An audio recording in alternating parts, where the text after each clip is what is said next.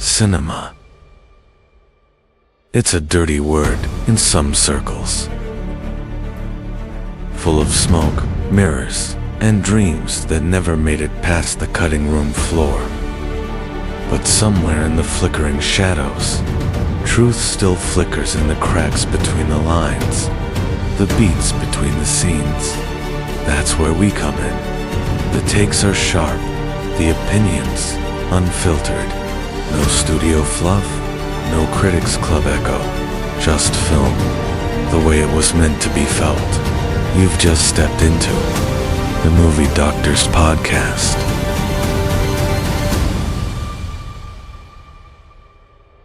Welcome to the very first episode of the Movie Doctors Podcast in collaboration with UIP South Africa. As our very first guest, we are honored to have Cameron Scott here with us today. Cameron Scott is an actor, producer, director. He's very accomplished. He has multiple awards that he's won. And yeah, we're just privileged to have him here with us today. Okay, so Cameron, tell us a bit more about yourself. You've obviously made a name for yourself in the industry over the past decade. But tell us a bit more about yourself and what you are doing at the moment. So, yeah, thank you very much. I think actually being the first guest on this podcast is a great honor for me. And I'm looking forward to seeing what the movie doctors do in the future. So keep it up. Just with regards to myself, I feel like I haven't even started to make a name for myself yet, but I've been very fortunate to work on the projects that I have worked on to date. Right now we are predominantly concerned with running our company, the Kingdom Come Entertainment Group, which is about to be rebranded as Kingdom Creative Group. And yeah, I'm an actor, I'm a writer, and a producer, I think predominantly by trade, yeah. Wow. Might dabble in a little bit of directing, but we'll see. You have to, in my opinion, you have to have directed a full feature film and it has to be sold for you to call yourself a director, but yeah. Amazing.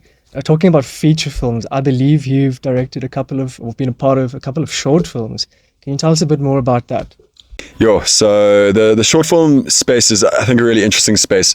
It's predominantly, personally, I believe the only movie school that you should be a part of. Like, you should really invest in honing your craft in the format of short form content, like short films, before you move on to bigger stuff. But there's no hard and fast rule, you know. If you, I think the projects that I've been a part of have mainly been proof of concepts, and they've set the stage for where I want to walk onto later on in my life, when I actually am able to have the reputation and I suppose hopefully the opportunity to get those projects made into their feature or longer form versions. Amazing. Yeah.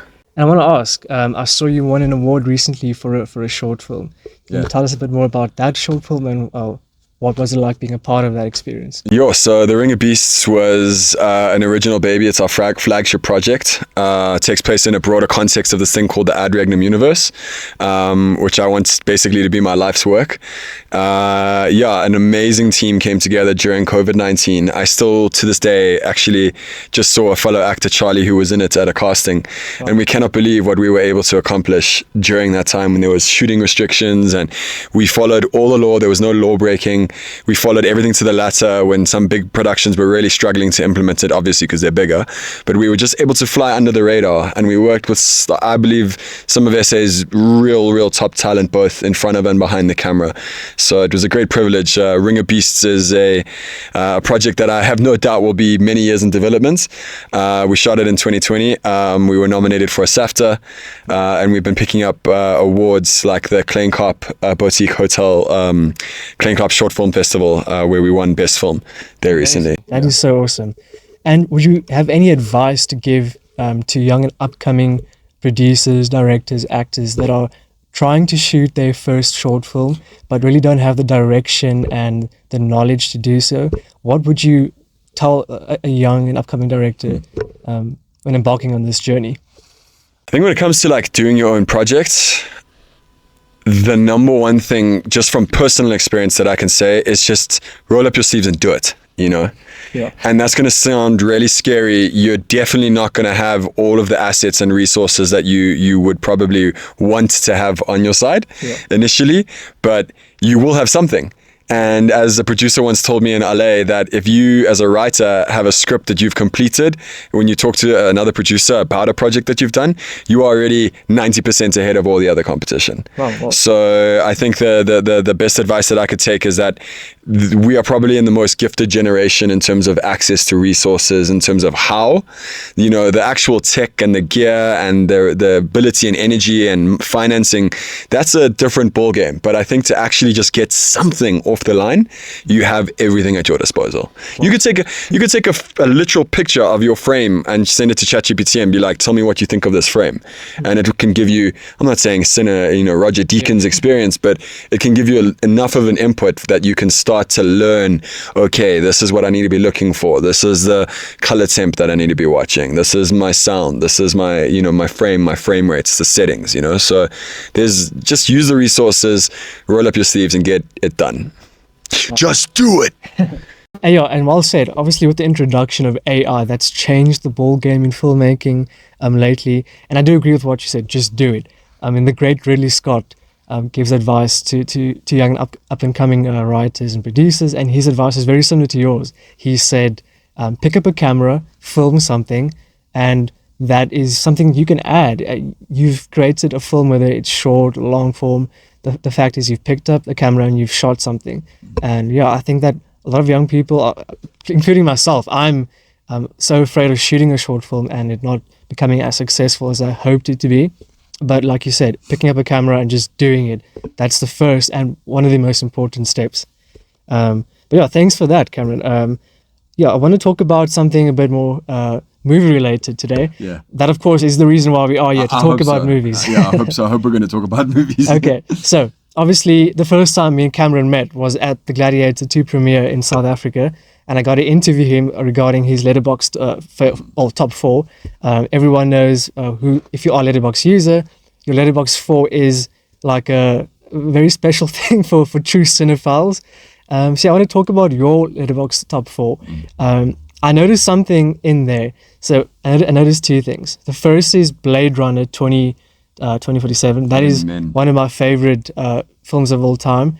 And the other one I want to talk about is, what do you call it? The Hitch. Hitch? Hitch? With Will Smith. Yeah.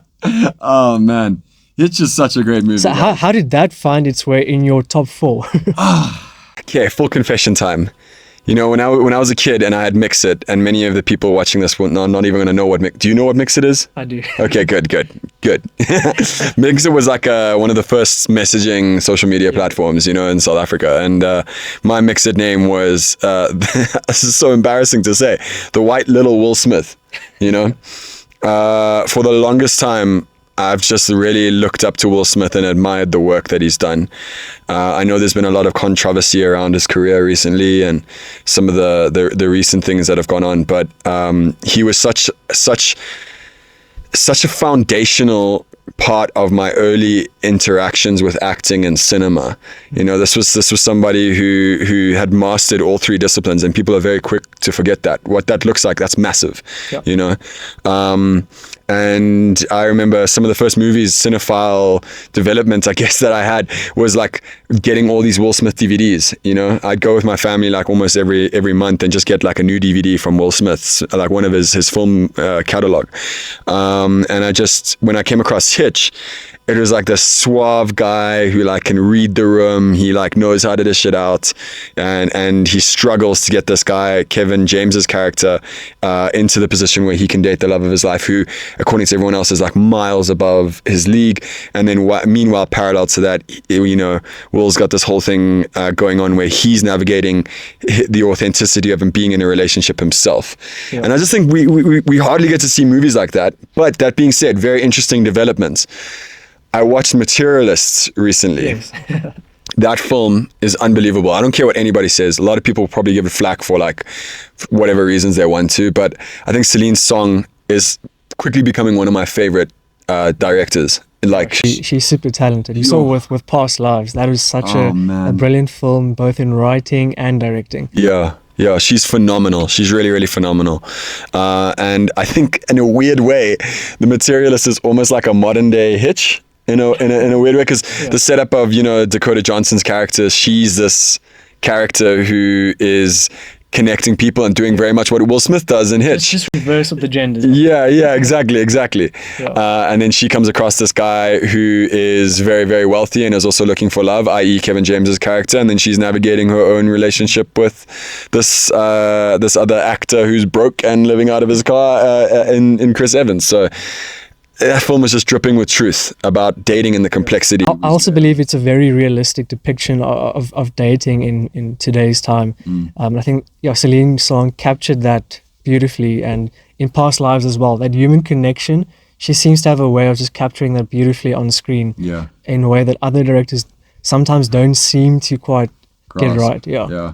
She definitely, I think her speciality is taking, and I'm looking forward to seeing more, I'm saying this based off what I've seen so far, but taking the ordinary and making it extraordinary. Yeah. She just drips truth, man. It's amazing. Okay, so moving on to your other top 4 members of your Letterboxd top 4. So Blade Runner, we've discussed that at the Gladiator premiere. Yeah. And then I want to talk about Gladiator. That's also on your top 4. Those 2 films, in my opinion, are some of the one of the 2, I would say, most iconic movies of our generation. I don't know if you saw, but recently there's been a list of the Times 100 best movies of all time going around, and everyone had like a opportunity to log in and create their own top 10 list. And like personally for me, I've got Gladiator on there. I've got it tattooed on my arm. I'm a massive Gladiator fan.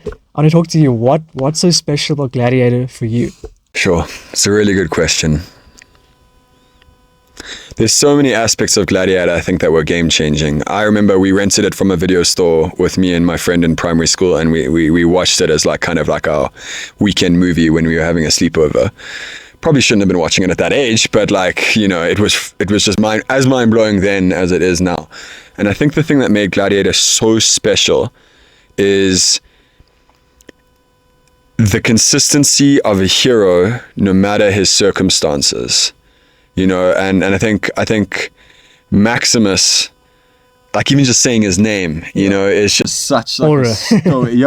it's got such a stoic connotation to it. But I think deeper than that, there wasn't a single part of him that was never disconnected from being a living, breathing, feeling human being.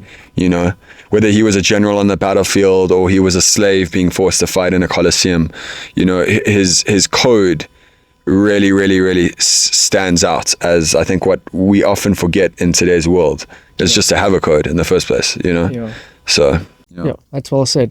Now, for me, I think that movie was such a beautiful depiction of ancient Rome, but also how the gladiators were forced into battle, and here we see a prestigious general fall from grace and end up in that position. And like you said, he finds a way to fight through all that, whatever is being thrown at him. I think that's probably one of the most beautiful stories of all time and beautiful movies.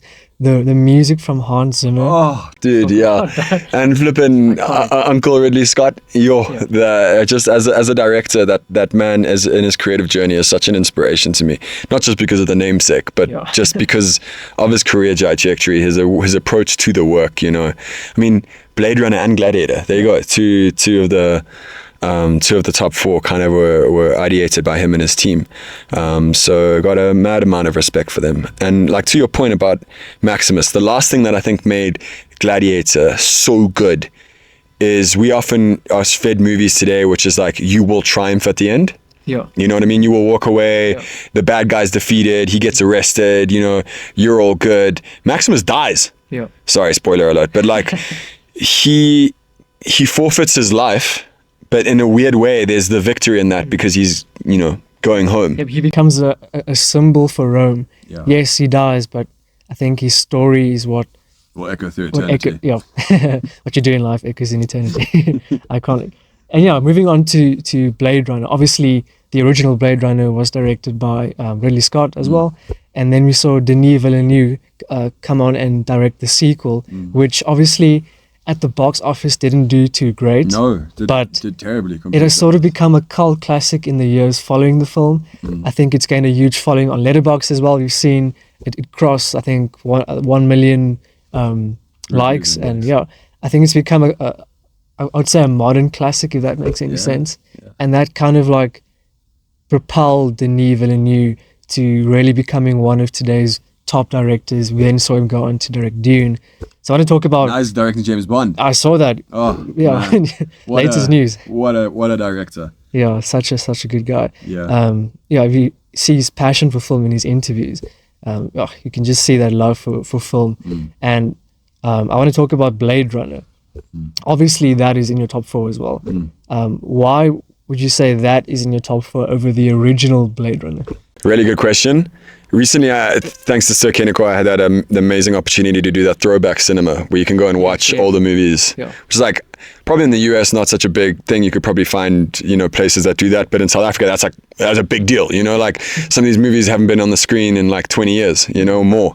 And I got this opportunity to go watch Blade Runner, and I was so glad because when I walked into the cinema, it was like empty. It was at that time where we're still like kind of mulling back our way, feeling our way back into cinemas.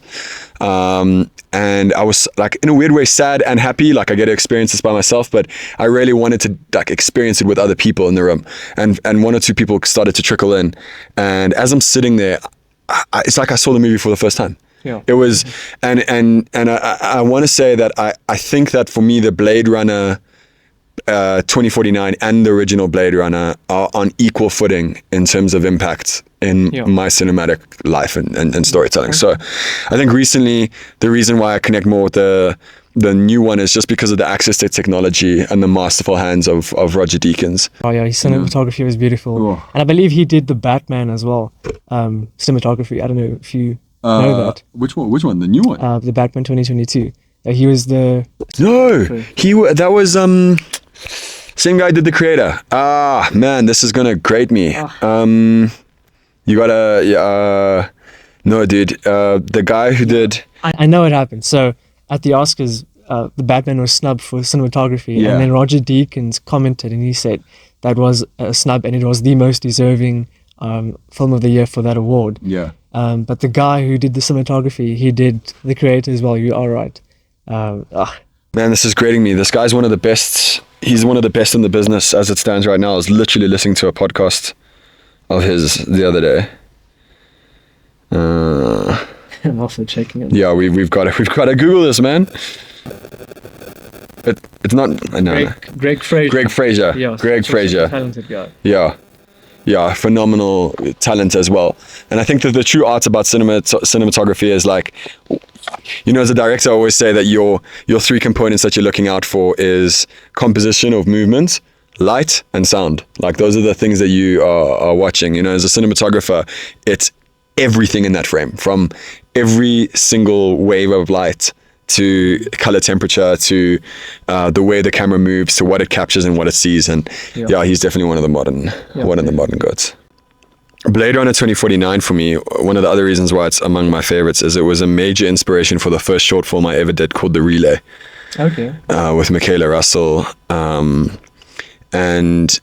Johnny Pina. It was such an incredible experience. And I remember like as the first time kind of directing all the shots and mapping them out as a producer, that was just a phenomenal reference point for me. Not that I was aiming to reach what they aim to reach, but just to know that is possible, and like how you can use very simple methodology to create magic in your movie realm. Yeah, so very interesting. Well, I think that covers your Letterboxd. I wanted to obviously follow up on that, obviously, since our initial conversation at the Gladiator premiere. But thanks for coming on the show, Cameron. I really appreciate it. This is a journey that we're all on, and we want to get movies to be the talk of town again like it was 20 years ago. We want people to get up and go to the cinemas instead of just watching movies on the TV. Guys, cinema needs your support. You obviously are in the industry, you know this. So we want to encourage people to go and see the latest movie, see Gladiator 2, see the new Mission Impossible movie, which was amazing, by the way. I don't know if you've seen it, Cameron, but that's the goal of this podcast. And I just want to thank UIP South Africa for allowing us to use their amazing in-house cinema to film this podcast. I want to thank Cameron for being our very first guest. This means a lot. This is the beginning of something special, I believe. And just to say thank you, I've got a little gift here for you. This is going to be Movie Doctors podcast trademark gift for all our guests. A little mug with your face on it and your appointment. Love it, man. Yeah, it's a little token of appreciation for being on the show. And yeah, looking forward to what you are doing next. I'm going to keep an eye on it. And yeah, thanks again for being part of this, Awesome, this man. journey. Thank you. I've got to check your short films out. It's on my watch list on Letterboxd. Hey. And I will log it as soon as I watch it. Of course, that's a Letterboxd tradition. But yeah, thanks, man. I think that's. Thank you, man. Thanks for being part of this, man.